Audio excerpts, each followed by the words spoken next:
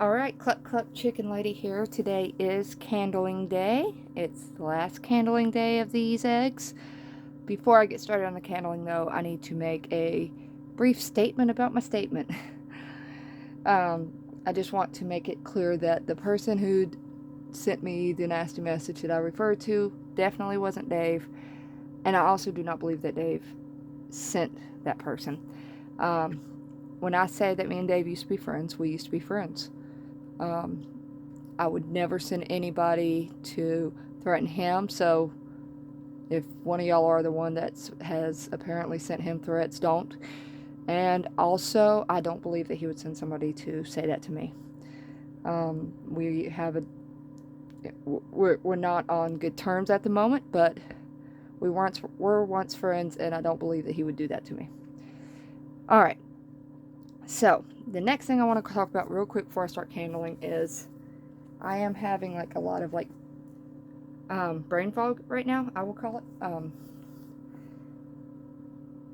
just like I'm pretty forgetful at the moment, and I sometimes I don't even remember like very simple words sometimes, and I'll forget I said something. So just bear with me while I deal with that. So let's get started candling. As I was saying, we are at day 18. This is the last time I'm going to be candling before they hatch. They're going into lockdown today. Now, technically, with regular chicken eggs, I would wait till day 19. And I do actually have some regular chicken eggs in there.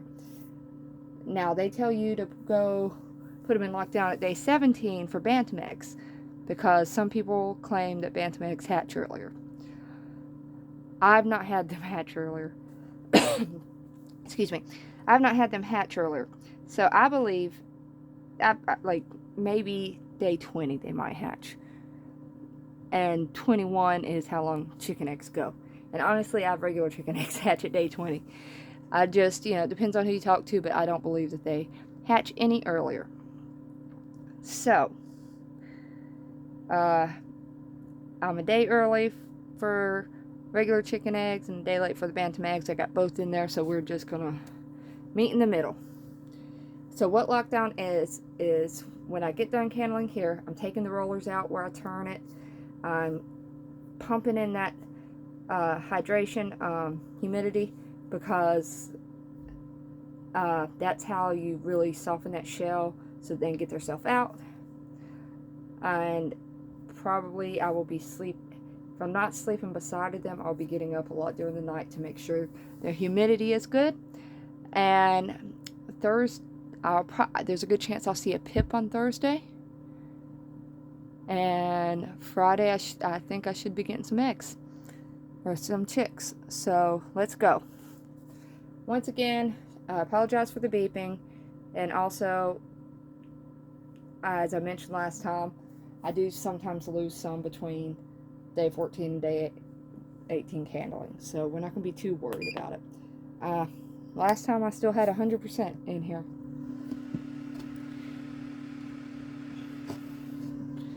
Alright, so let me make sure my camera's right, because I kind of... Okay. So, this is Henny Bear's egg. See how the... Alright, I see moving it in there. I'm going to zoom in a little bit. Okay. So we see the air sac. So somebody was asking me in my comment section about the air sac. So what the air sac is that's where they're going to take their first breath. Now, when I say pip, y'all hear me say that sometimes when we're talking about eggs.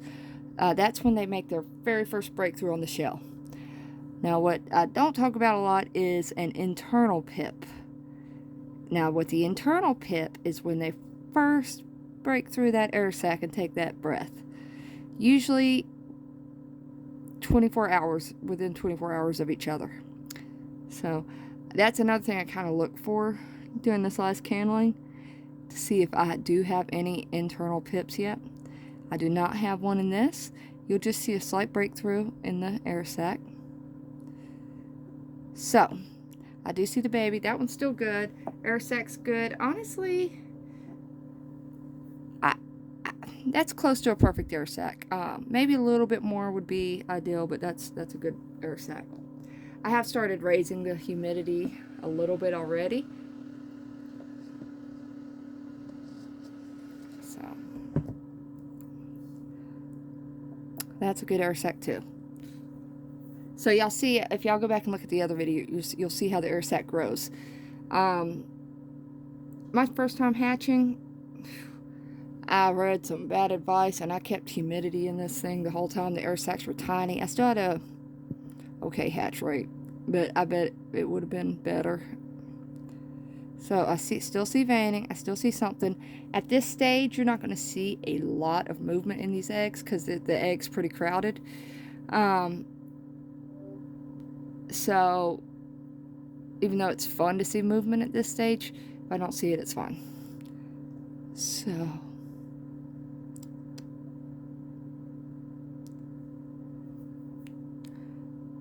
yeah, that one's still good. Y'all, I've never had 100% hatch rate, and I'm even afraid to say it at this point, but last time when I candled and they were all good, I started getting my hopes up that I have 100% hatch rate. You lose a lot during lockdown. Lockdown is a hard time for them. So see, this air sac is good, but you know, I wouldn't mind it being a little bit better, but it's good. And I still see the little bit of veining right there. So we have a good egg there. I'm probably going to go a little bit faster. Technically, you don't want to handle them too much this late, but you do want to candle them. So once again, air sac. Go around, make sure I don't see an internal pip, which I don't. I see veining. That one's still good. Now, and to be honest, at this stage, if I do come across one that I'm like, okay, that's not good, I'm likely just leave it in, just in case. Remember, I thought I didn't have one in last time I candled, and I went back and candled it, and it was good. That air sac sucks.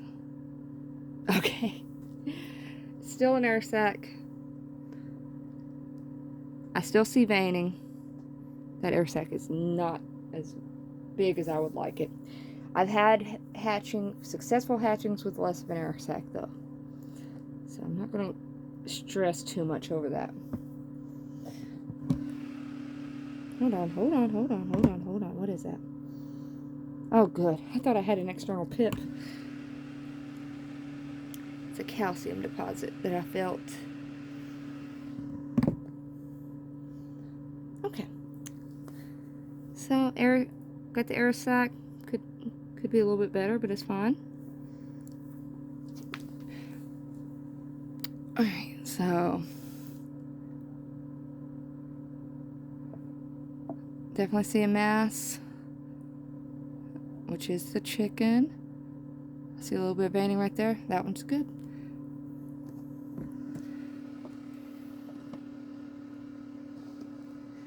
Yeah, as I was saying, lockdown's very... Y'all think lockdown's stressful on us. It's pretty stressful on chickens, too. You can actually see the chicken pretty good in this one. Might have an internal pip on this one. Hold on, let me look.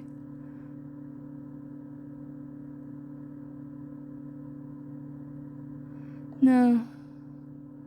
But yeah, this is good. This one's gonna be good.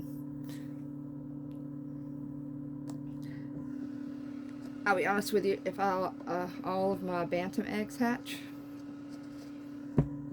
I will consider it 100% hatch rate because they're the ones I'm going for. And I don't always have luck with hatching bantams. I almost always have some not hatch. But in all fairness, in the past, I get them from somebody else. I don't know how they're stored. I know how these are stored. Okay, so we got the air sac. I see veining. I see a little mass right there. We're good.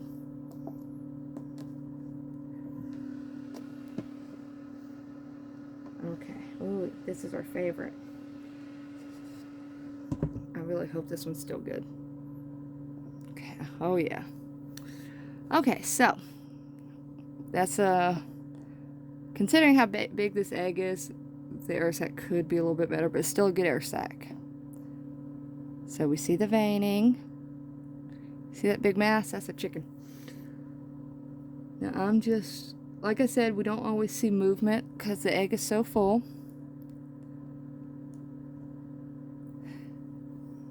I still would like to see some in this particular one because it's so, you can see through them good. I don't know if y'all remember last time I candled. Oh, I saw it. You'll see it? I don't know if y'all remember last time I was so excited about the white egg and showing y'all, and none of my white eggs survived. Look at that. I'm excited about this one. This is a leghorn, which is a foghorn leghorn. It's a solid white chicken, usually. Now the daddy, it's going to be a bantam. It's Bobby the Rooster, my black Dominicker. So I'm really interested in what this little fella's going to look like. All right, I'm going to put it back in. Excited about that one. It made it.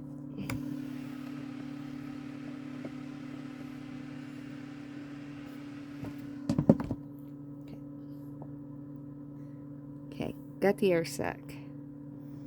This is another bantam. See the veining? That's got some good veining.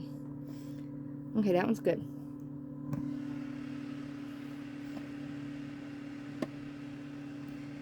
So now, if the bantams do hatch first, I'm not going to freak out too much. If my other ones aren't hatching immediately, I'll be just waiting longer. Okay. That air sac sucks.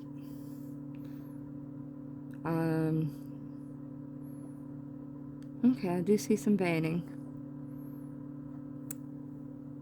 So that's my last bantam egg. I know that I'm probably going to put a mark on that. If that one doesn't hatch immediately, I'm not going to be surprised. I think there could be an issue with it. The air sac is just not like I would like to see it.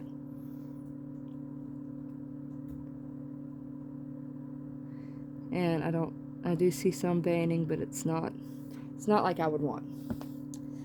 So, that's my last bantam egg. I'll remember to mark that. Okay.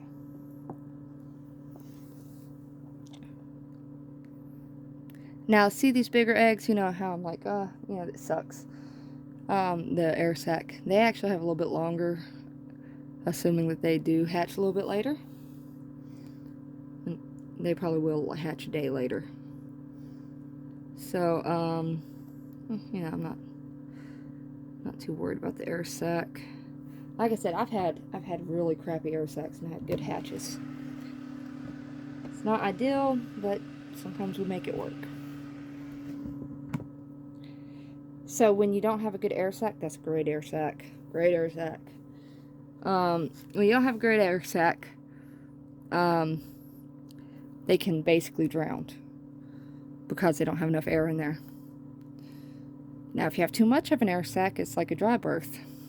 You don't want that either. So see veining, air sac. That one's good. I cannot remember whose egg that is. Oh, I think that's Bojangles' egg. Good. Oh, we have somebody.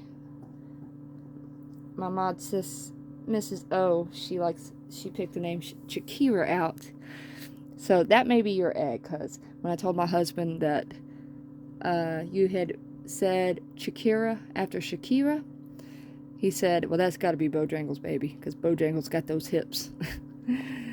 So if that one hatches and you're okay with it, I'll probably name that one Shakira.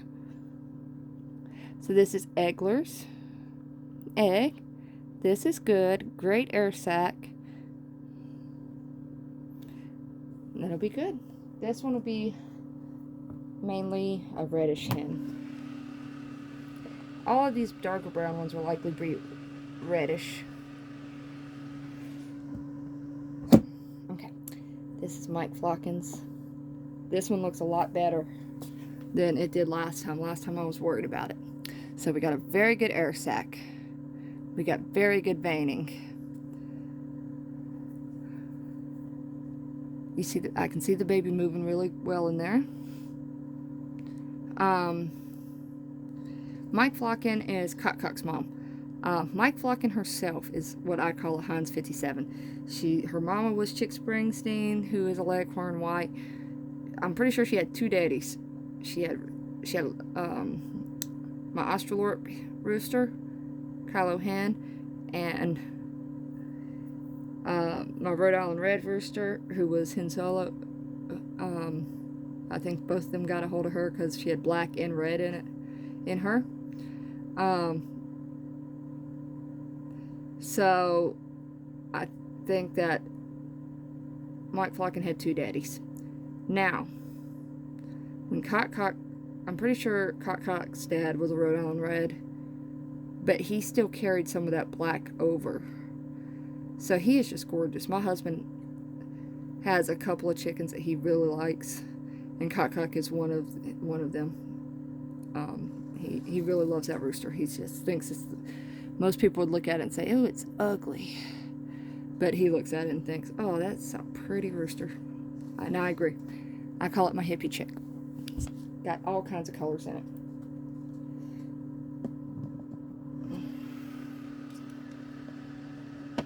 Okay. Last one. This is Henloo's baby. Henloo's baby. It'll look red.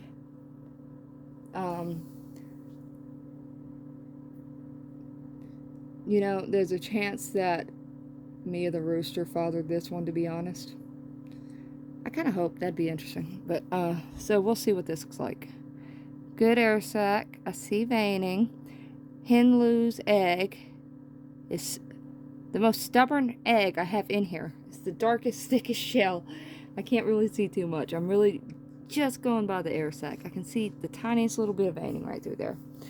And that's it. But as I've said before, when a shell's really dark, I'm really just watching the air sac. If the air sac is growing, there's typically something in there. So they have some. Y'all should one day just go look at all the different kinds of eggs. I got one, by the way, now that's laying a bluish egg. I don't know which one it is. It's obviously one of my olive eggers that has mixed with a leghorn. And I don't know which one that is. So one day I'm just going to sit down there and watch. I can tell you that it's either Chicky Rex. It's almost got to be Chicky Rex, to be honest. But I'm just going to have to sit down and watch. So anyway, as of right now, we are on schedule and on board to have I should have left that light on so I can put it back in the right spot. They have 100% hatch rate. I don't know anybody personally that has ever had 100% hatch rate. I will consider myself a chicken midwife guru at that point. But we will see. I'm not going to talk myself up before I get it. So, but fingers crossed, everybody wish me luck on that. I will be bragging if I do. I'll be on all the chicken forums. I had 100% hatch rate. Woo! On a very cheap incubator. Yeah, if you have an expensive incubator, I'm sure you would have a pretty good hatch rate. At some point, I would like to have a very expensive incubator, but I wasn't even sure how easy it was or how much I'd enjoy it. So when we got this, I got it for Christmas last year, or 2019, and it's worked for me so far, and I'll keep it until it breaks, and when it breaks, I might get a more expensive one. So I'm not going to live stream it. It's too long. It's too tedious. I had the issue where, I had the action cam in there. I am going to try to film them individually, and I'm going to wait till it gets closer. And I don't know if I'll compile it into a compilation or if I'll upload them separately. I'll probably, what I'm kind of thinking is I'll upload the first few by themselves, and then I'll just keep them all together and make a compilation of them all together. So, by the way, get some chicken names in. I've got 3 named. Is that right? Let me think. I've got 4 named. So, I've got Miss Tracy wanted Chick Tracy, which I love. I love that name. I'm still jealous that I didn't come up with it. I got Mrs. O, who wants Chikira. Miss Sonia Mafia has given me a whole bunch of names. I picked one out that I really liked. I don't know. The one I really liked is Phantom Bantam, and it would obviously be one of the Bantams. I really love that. But there's actually a few more she gave me that I really liked. But I want to give everybody a chance to name. So, and then Anaphylaxis, she hasn't actually picked a name yet, but she definitely gets one. So I've got 4. Assuming that all 16 hatch, I need 12 more. But at this point, you know, just give me some name suggestions because I need some. And cluck cluck, I'm out.